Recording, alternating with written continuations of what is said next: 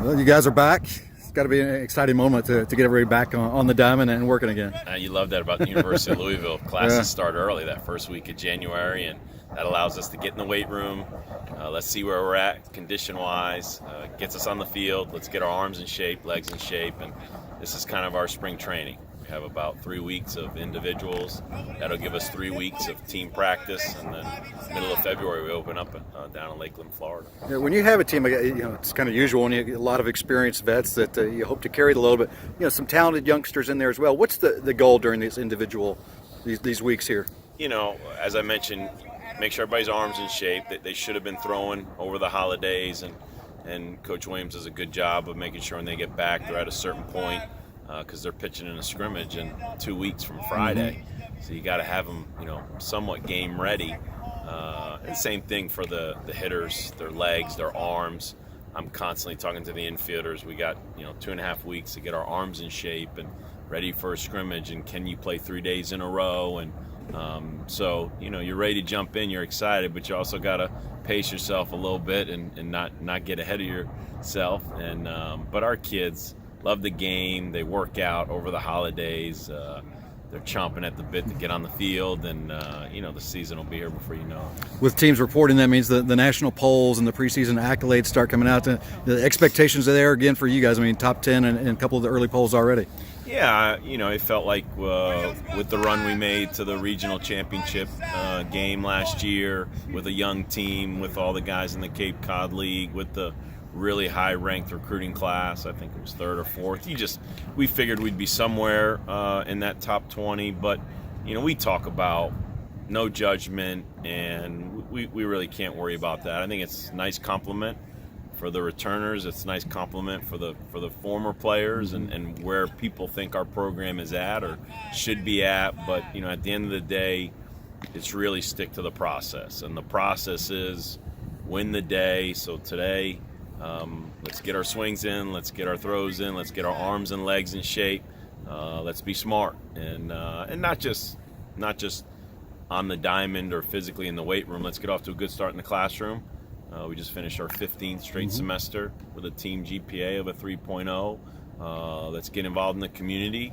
And it's twofold. One, we want to give back to this great community, but it's nice to let them know, hey, baseball season's around the corner. So anything we can do to make sure the great fans of this city know baseball's a little over a month away. Yeah. And that's all across the country, so it's a fun time of the year. As I mentioned, the national accolades, it's kind of become a consistent thing for you guys as well. A couple All-Americans preseason in Nick Bennett and Logan White. What's that mean to the team to have guys draw that kind of national attention? We recruit great players. Yeah. They come here and they develop, and from the time they get here, they see that All-American wall. They work extremely hard. Many of them have a goal. Hey, I'd like to be on that wall one day, and we wouldn't have had the great success we've had if it weren't for those guys on that All-American wall and all the other great teammates. So it's a compliment that they deserve because they are super talented. They work extremely hard, and this is a stepping stone for them. Get them ready to keep chasing that dream of making it to the big leagues one day. So, which is what we've got going on now, and 34 or so guys in minor league baseball. We've had 12 first-time big leaguers in the last 4 or 5 years. So, it all comes down to the players. So, anytime we can get those All-Americans, it helps everybody. Which kind of leads back into that number 3 recruiting class that you mentioned. Being such a highly rated group, did they come in with a different swagger? And if so, have they come back down to earth a little bit? I'm sure the older guys brought them back down to earth. I mean, it's nice to receive that type of recognition, but they know when they get here, there's a lot of competition.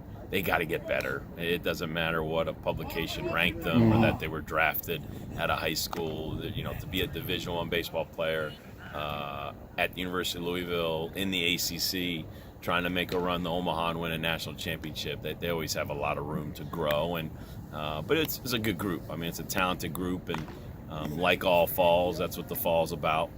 Teaching them the game, getting everybody together, and like always.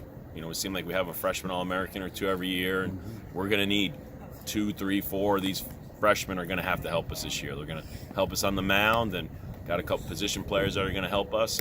And then even for those that don't help us, like happens, we're going to turn over a lot of older players this year. Yeah. So some of these younger guys might not play as much this year. Boy, we're relying on them every day next year. So for me as a coach, just like I said, let's just get better one day at a time. We say 1% better every day, and then let's stick to the process, and we'll let everything else take care of itself.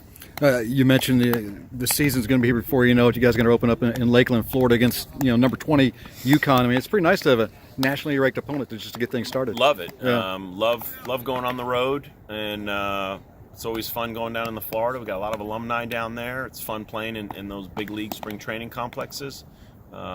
We got an old rivalry with UConn back in our Big East and AAC days. They got a great program. They've got a guy, it seems like, on USA Baseball every summer. They got a high draft pick or two every year. They got guys in the big league. So we got a lot of respect for them, and that's what you want. You want to play good competition, and then we come right home, and February 20th, 14-game homestand. Yeah. So that's where we just want to make sure, everybody knows baseball is a month away, and get ready, make plans. If you bought your season tickets, great. If you haven't, 17 of the 34 games are free, so I'm sure they'll still come out, and hopefully we get a little break with the weather. But either way, we'll be out here competing in February.